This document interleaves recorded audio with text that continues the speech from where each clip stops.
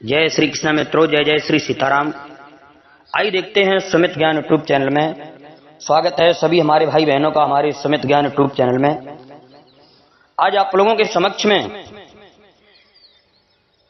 मैं एक ऐसी बात बताने के लिए जा रहा हूं जो सुनकर के आप लोगों के कान खड़े हो जाएंगे। मित्रों, कहते हैं द्रौपदी पांचों पांडवों की पत्नी थी और पांचों पांडवों के साथ द्रौपदी ने विवाह किया था, लेकिन सभी पांडवों से ज्यादा द्रौपदी किसे चाहती थी? कुछ लोग कहते हैं अर्जुन को चाहती थी, लेकिन नहीं मित्रों, द्रौपदी का सबसे ज्यादा प्रेम कर्ण के साथ था। अब वो भगवान कन्हैया ने किस तरह से खुलासा करवाया, तो हमारे ऑडियो और वीडियो के साथ अंत तक बने रहें और पाएं संपूर्ण जानकारी।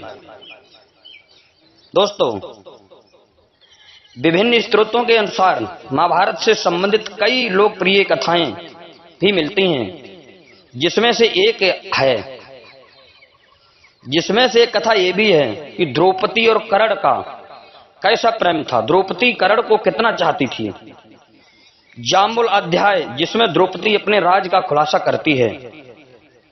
द्रौपदी 5 पांडवों की पत्नी थी, लेकिन वह अपने 5 पतियों से प्यार नहीं करती थी।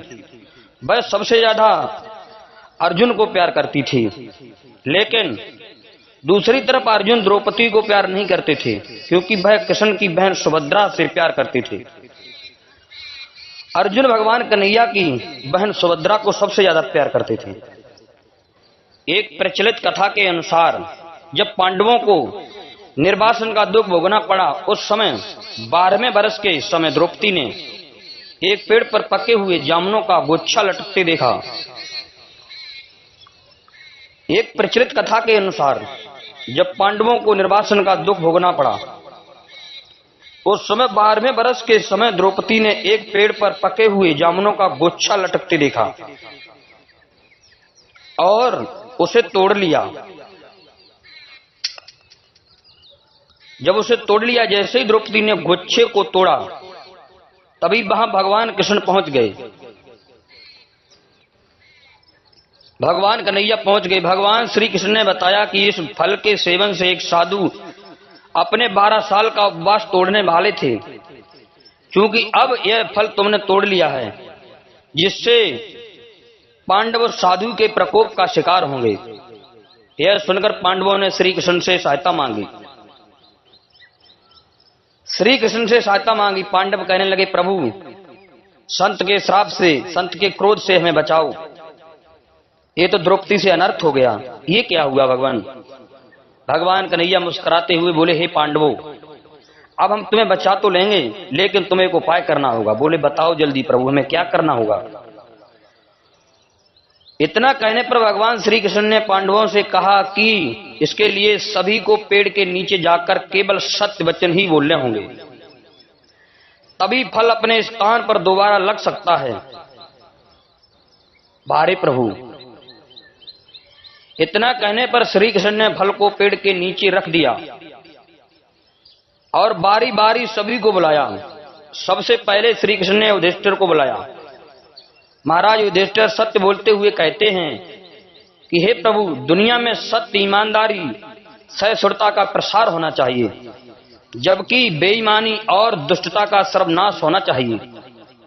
यही नहीं, युधिष्ठिर ने पांडवों के साथ घटित अवांछनीय घटनाओं के लिए द्रौपदी को दोषी ठहराया।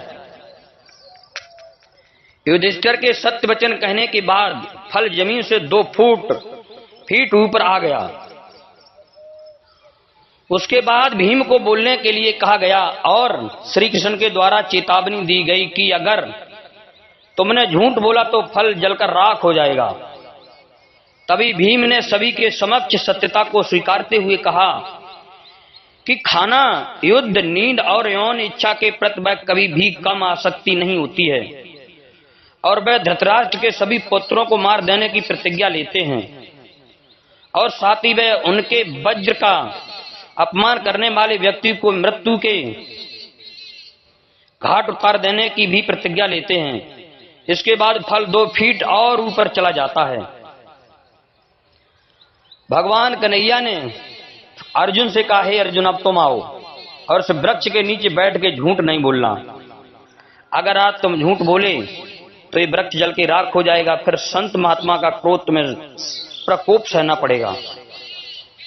गांडीवधारी अर्जुन, जिन्होंने महाभारत में अपने नाम का यश फैलाया और महाभारत युद्ध जीता, वही महाराज अर्जुन भगवान कन्हैया को सर नवाते हुए और पेड़ के नीचे पहुंच गए।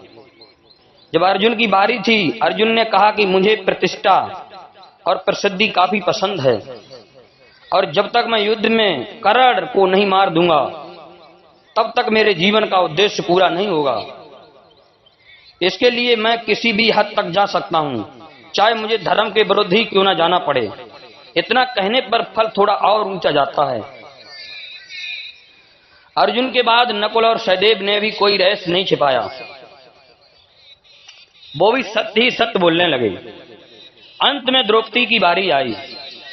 द्रौपदी ने सत्य बताते हुए कहा कि मैं अपने 5 पतियों की ज्ञानेंद्रिय, आंख, कान, नाक, मुंह और शरीर हूं, लेकिन मैं उन सभी के दुर्भाग्य का कारण हूं और बिना सोच विचार कर किए गए अपने कार्य के लिए पछता रही हूं।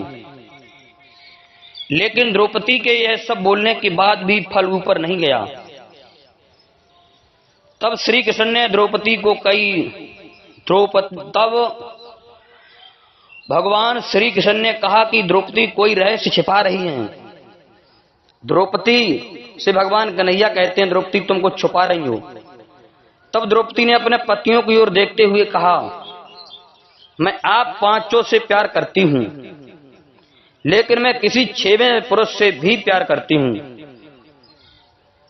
सभी पांडव कहने लगे, वो छठा कौन है? भगवान कन्हैया कहते, वो छठा कौन है पांचाली? तो द्रौपदी कहती है, तुम सुनना चाहते हो वो छठा कौन है? बोले हाँ बताओ वो कौन है छठा? तो द्रौपदी ने जवाब दिया, छठा है कर्ण। मैं तुम सबसे ज्यादा कर्ण को प्यार करती हूं, जिसे जाति की वजह से विवाह नहीं होने का पछतावा हो रहा है मुझे।